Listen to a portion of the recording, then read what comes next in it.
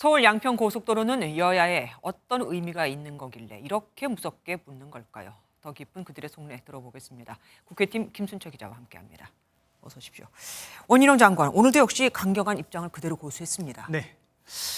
원희룡 장관은 인사 책임, 즉 장관직 경질까지 고려한 결정이었다 이렇게 설명했습니다. 네.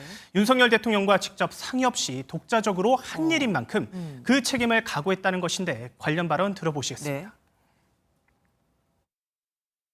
장관은 정치적 책임까지도 지는 것이고요. 만약에 이 점에 대해서 책임을 묻는다면 저는 어떤 인사권의 책임까지도 저는 다 각오를 하고. 그리고 이 과정에서 이재명 대표와 장외 설전도 벌였죠. 네, 맞습니다.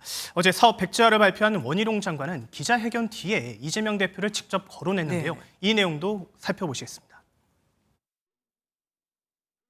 고발 수사 결과 민주당이 제기한 현재 의혹들이 근거가 없고 묻고 이미 밝혀진다면 민주당 간판 내리십시오. 자, 이재명 대표 민주당 간판 걸고 붙읍시다. 그러자 이 대표 어젯밤에 SNS에 양평 고속도로 종점 이전 안 되면 사업 폐지라니 내가 못 가지면 부셔버려라며 비꼬았습니다. 네. 일단 여야는 오늘 17일에 원장관을 불러 현안 질의를 하기로 했는데 실제 의혹이 해소될지도 관전 포인트입니다. 원희룡 장관의 지금 발언 여파를 보면은 이게 과연 혼자서 그렇게 했을까? 대통령과 정말 교감이 없었을까 싶기도 합니다. 네. 서울 양평고속도로 사업은 원래 윤석열 대통령의 대선 공약이었습니다. 이 때문에 장관이 홀로 결정하기에는 정치적 리스크가 너무 크다라는 것이 정치적 안팎의 분석입니다. 그러니까요. 예, 대선 공약을 지키지 않았다는 것만으로도 야당으로부터 공세의 빌미를 줄 수 있다라는 것이기 때문인데요. 하지만 원 장관은 그 공약을 만든 정책본부장이었다며 윤 대통령을 흠집내기 위해 김건희 여사를 물고 들어간 것이라고 방어했습니다.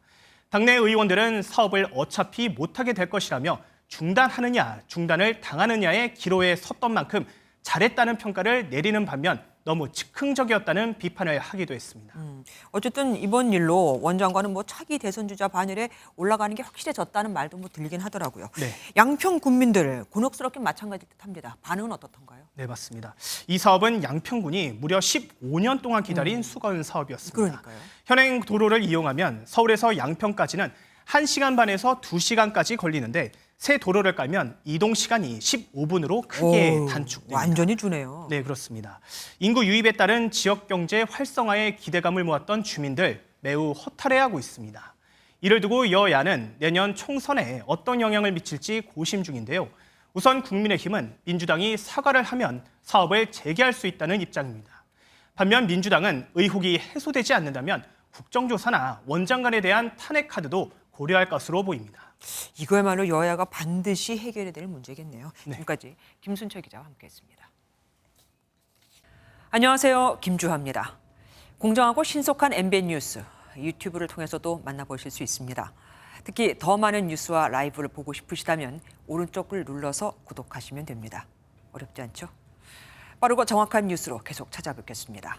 MBN 뉴스를 시청해 주신 여러분 고맙습니다.